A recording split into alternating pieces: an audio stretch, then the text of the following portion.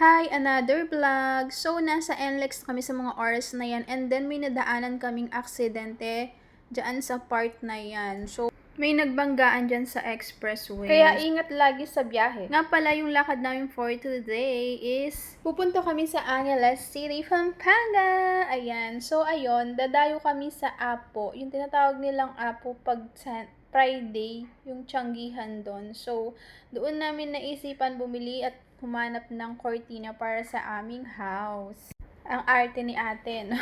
So, ayun.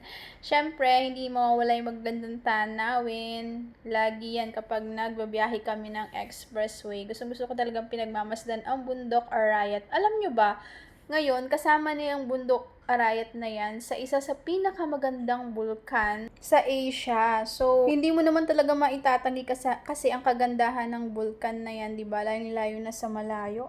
Super ganda niyang pagmasdan, relaxing. Kaya tayo mga tao, dapat natin pangalagaan ang ating kapaligiran para manatili siyang ganyan kaganda at natutulog lang. Natutulog lang. O, sabi nga nila, di ba, natutulog lang yung bulkan na yan kasi matagal na panahon na yan na pumutok.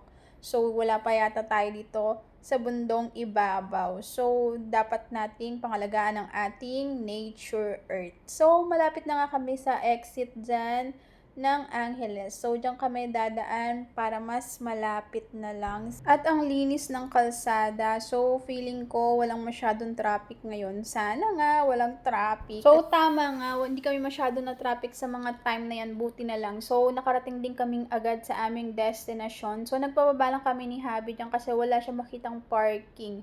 Bumaba na lang kami ni Mother at nag-umpisa nang maglibot dyan sa Apo. Pansin ko lang, nandyan na kami sa aming destination. So, na yan ay nakita namin magagandang cortina. O, diba, ang cute nila, ang lakas makasosyal yan kapag nakahang na yan sa inyong loob ng bahay. So, yung napili ko nga dyan is itong pink, na may touch of pink kasi ang lakas niyang makasosyal. Ayan. Bet ko rin sana tong yellow na to, kaya lang hindi pa ako sigurado. Kaya namimili pa kami ni Mother din ng iba. Pero napagpasyahan talaga namin yung pink na yung kukunin namin dyan. So, ayun na nga yung kinuha namin dyan. 1, 2, 3. Tatlong set yung kinuha namin na cortina dyan para sa aming sala. O, diba, bonggacious. Tagal ko pang mamili talaga dyan, promise, kaya binidyo ko pa kung alin yung magandang tingnan at hindi.